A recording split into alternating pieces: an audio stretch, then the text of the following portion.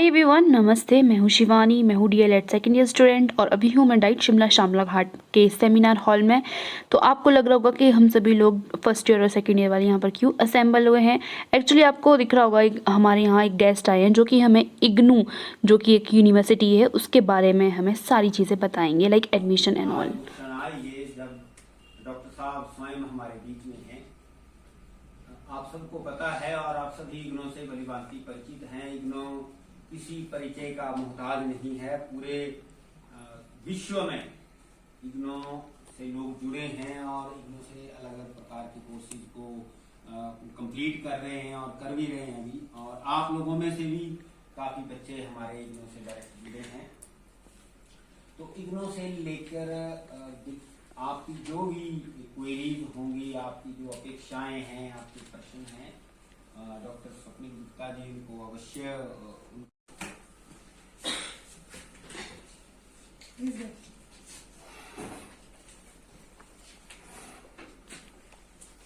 आज के इस शॉर्ट जो सत्र है, इसमें जो हमारे आज के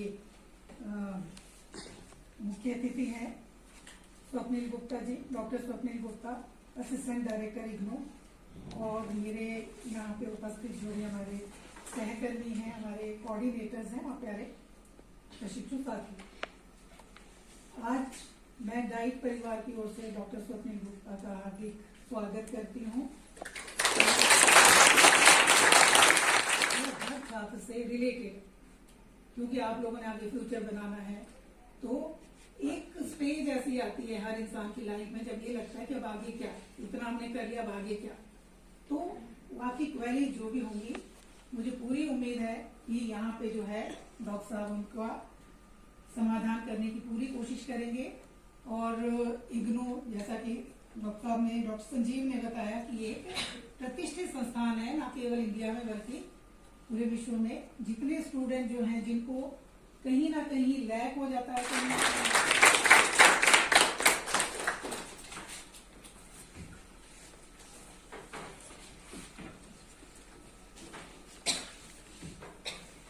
नमस्कार सभी को।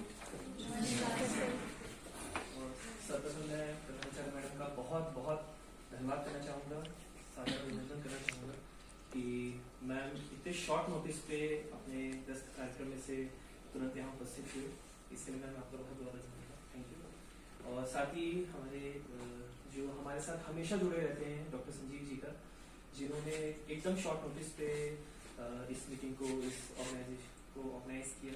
इसलिए संजीव जी का बहुत बहुत धन्यवाद कि उन्होंने इस चीज़ को करने की जो है उनको अनुमति दी और अरेंजमेंट कराया इसके लिए।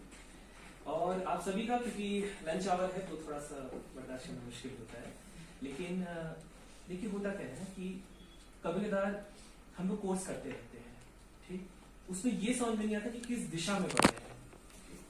उसका सबसे अच्छा एग्जाम्पल हम खुद देते हैं। मैं जो इस देश की सबसे बड़ी रेजिडेंशियल यूनिवर्सिटी है, बनारस यूनिवर्सिटी, मैं उससे डॉक्टरेट हूँ एग्रीकल्चरल इकोनॉमिक्स में, ठीक। मैं 5 फर्स्ट क्लास हूँ। 5 first class means from my high school to my PhD I am 90+, ठीक। मुझे इसको बताने का कोई खास मकसद नहीं। इसको बताने का जो ओरिजिन है वो ये है कि मेनी टाइम्स वी थिंक कि हमारे मार्क्स अच्छे हैं तो हमारा काम चल जाएगा, है ना। We have this pre conceive notions in our mind, marks अच्छे हैं कहीं ना कहीं तो वो हो ही जाएगा। So while I was in my MSc, तब मैंने IBPS का स्पेशलिस्ट ऑफिसर का एग्जाम दिया। It is a 3 tier examination, first prelims, mains and then there is an interview. So I qualified all 3 और मुझे 1 साल वेटिंग पे रखा गया, because from 0.45 marks, less than half marks मेरी लास्ट लिस्ट स्क्रीनिंग में नहीं आई। मुझे 1 साल जो IBPS ऑर्गेनाइजेशन है उन्होंने मुझे वेटिंग में डाला कि लेट्स सी कि कोई कैंडिडेट छोड़ता है तो आपको बुला लेंगे। अनफॉर्चुनेटली मेरा नहीं हुआ और then I started doing my PhD। मैंने यूनिवर्सिटी का एंट्रेंस टेस्ट निकाल लिया तो मीनवाइल चूंकि मैंने रिसर्च एंट्रेंस टेस्ट निकाला था तो मैं PhD नेट सिलेक्टेड नहीं था।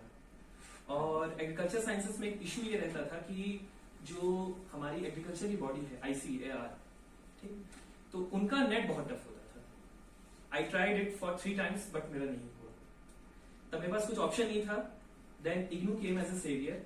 तब मैंने इग्नू से एमए इन इकोनॉमिक्स किया डिस्टेंस एजुकेशन से. Even after I was already MSc in agriculture economics. ठीक. So the beauty of this IGNOU is this that कि इसका जो मटेरियल है it is national level world class material. I will again cite an example defining the beauty of IGNOU material. But हुआ क्या कि I qualified for the pure economics UGC net JRF with this IGNOU degree while I was pursuing my PhD. Okay? मेरी PhD चलती भी रही. मैंने अपना MA economics कर भी लिया फर्स्ट क्लास और मेरा प्योर इकोनॉमिक्स में मेरा UGC नेट हो गया. And why I am saying कि मैंने इग्नू के मटेरियल की तारीफ की है. while becoming an officer in IGNOU, I qualified for the scientist A group in ICR exam. On 27 नवंबर मेरा इंटरव्यू था एंड जो भी मटेरियल मैंने उसमें मेंस में लिखा था it is because of the IGNOU. IGNOU का सारा मटेरियल मैंने उसमें छेपा था डिट्टो. ठीक. And I was in the among the third list of ARS candidate. ठीक.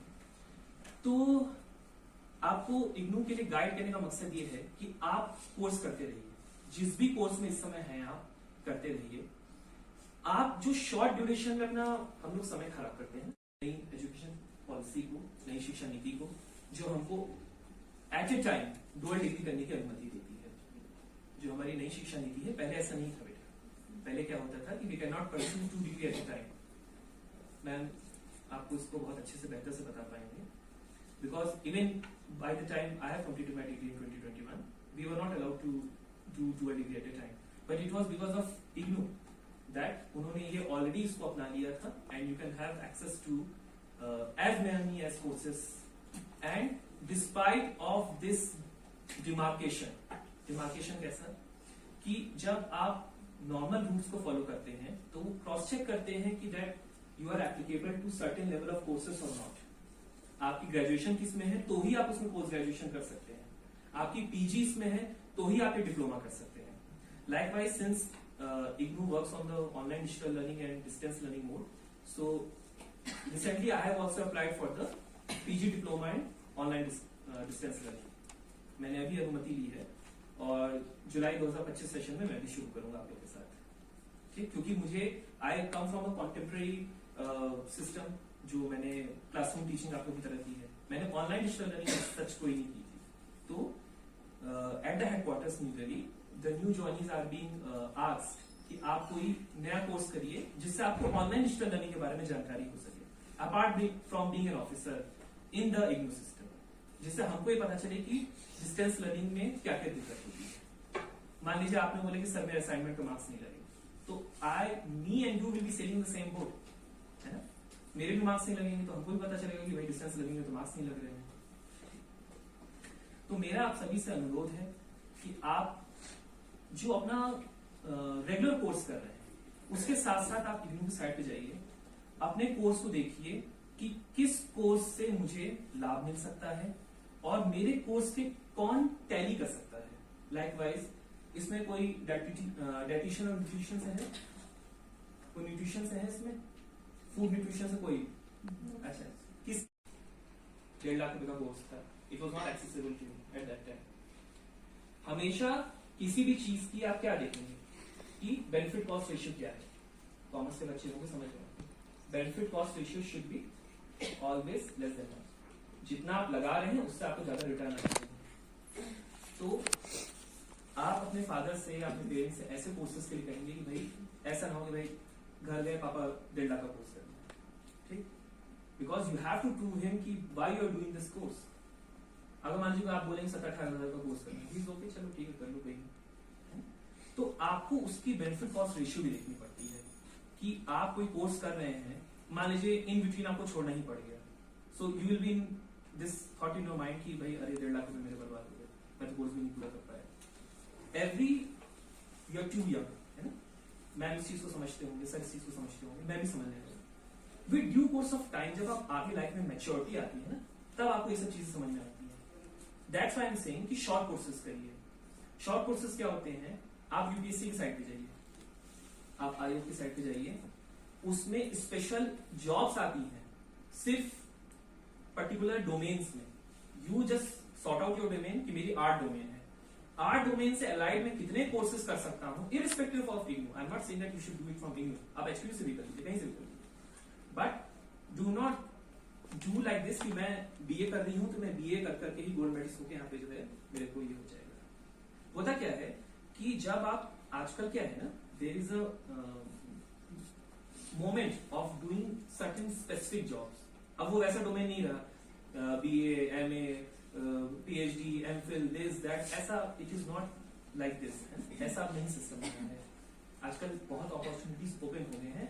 प्रॉब्लम क्या है, हमको कोई गाइड करने वाला नहीं था उस क्षेत्र में, लेकिन आप है तो मैं सोच रहा हूँ कि आप इस चीज को समझिए। 2-3 चीजें अपना थंबूल बना लीजिए, आयोग की साइट में जरूर जाइए। जब आप आयोग की साइट पे जाते हैं, यूपीएससी की साइट पे जाते हैं, कितने कोर्सेज होते हैं हमको पता ही नहीं कि इस तरह के कोर्सेज भी हैं। आप जाइए अपनी यूनिवर्सिटीज के साइट पे, एचपीयू की साइट पे जाइए, ठीक है। आप जितने भी आपके स्टेट की साइट है, जो हिमाचल प्रदेश की आपकी साइट है एचपीपीएससी की, उसकी साइट पे जाइए। ऐसे कई सारी जॉब्स हैं जो आपको तभी मिलेंगे if you will have a diploma. वो क्या होता है ना, जब आपकी स्क्रीनिंग करेंगे ना वो, तो ये बोलेंगे कि अच्छा इसमें मेन डोमेन तो नहीं है आपका, अच्छा you have done a short course, तो क्या होता है there is a screening limit होती है, तो वो अलाउ कर देते हैं आपको उस समय। तो you will be thankful to yourself कि यार अच्छा हो कि इस समय कोर्स कर लिया। And there is a biological stage for studies also. आप हर समय पढ़ नहीं सकते, आप ये सोचिए। हेलो एवरीवन, तो होप आप सभी लोगों को सारी चीज़ें क्लियर आउट हो चुकी होगी। क्या होता है ना कि हम इग्नू को सिर्फ वहीं तक ही समझते हैं कि यहाँ से सिर्फ बीए और एमए होती है, बट ऐसा नहीं है। सर ने हमें काफ़ी सारे कोर्सेज़ के बारे में बताया जो 6 मंथ और 1 ईयर के भी होते हैं, जो कि हमारी जॉब के लिए बहुत ज़्यादा इम्पॉर्टेंट होते हैं, जिसके बेसिस पर हमें जॉब भी मिल सकती है। तो सबसे अच्छा कोर्स इसमें मुझे लगा कि जो एक हिंदी और इंग्लिश को मतलब ट्रांसलेटर का होता है, जिसमें कि हमें सारी चीज़ें सिखाई जाती हैं, एग्ज़ाम्स होते हैं और 6 मंथ या 1 ईयर का वो डिप्लोमा है। तो उसमें क्या होता है ना कि उस बेसिस पे आपको जॉब इजीली मिल सकती है। आपको एग्ज़ाम ही क्लियर करना पड़ेगा। तो जैसे सेक्रेटरीट में इसकी पोस्ट निकलती है ट्रांसलेटर की, लैंग्वेज ट्रांसलेटर, कुछ ऐसी पोस्ट होती है वहाँ पे, तो आप इसका फ़ायदा उठा सकते हो। तो आप इग्नू की साइट पर जाइए, वहाँ पर आप देखिए बीए और एमए के अलावा भी और कोर्सेज़ होते हैं। तो अगर आपने मार्च सेशन के लिए यहाँ पर अप्लाई करना है तो 31 यानी कल इसकी लास्ट डेट है। एक्चुअली ये सेशन जो है 25 मार्च का है, तो मैं ये आप सभी के साथ शेयर नहीं कर पाई during my hectic schedule, but आज मैं शेयर कर रही हूँ। अगर आपको अभी भी करना है तो आप कर सकते हैं, क्योंकि कल इसका लास्ट डेट है। और अगर आपको जुलाई सेशन से करना है तो जुलाई सेशन से भी फिर से इनकी एडमिशन्स ओपन हो जाएगी। तो मैं बता देती हूँ कि इसका जो मेन ऑफिस है वो कुसुम्पटी में है, जहाँ पर आप इजीली खुद जाकर या फिर इनकी साइट पर वहाँ पर नंबर दिए होते हैं, ऑनलाइन भी सारी चीज़ें कर सकते हो। आप ऑनलाइन अपने फॉर्म वगैरह सबमिट कर सकते हो, एडमिशन ले सकते हो। अगर आपको ऑफलाइन आना है तो आप कुसुम्पटी में इनके ऑफिस में आकर या फिर इन सर को कॉल करके आप सारी चीज़ें हेल्प मतलब ले सकते हो। और अगर आपने एडमिशन लेना है तो आप ले सकते हो। Thank you so much, hope आप सभी लोगों को ये वीडियो अच्छा लगा हो। Thank you so much, bye bye.